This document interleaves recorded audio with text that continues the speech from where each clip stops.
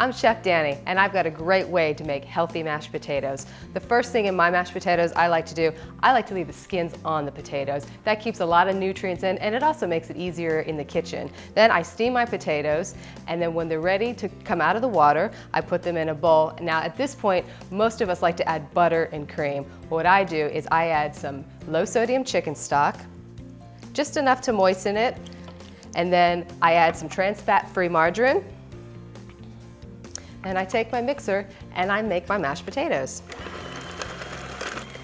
Now I like to keep my mashed potatoes a little rustic, so I like them a little more chunky as opposed to like a creamy puree, but of course make them any way you like them. So the mashed potatoes are just about done.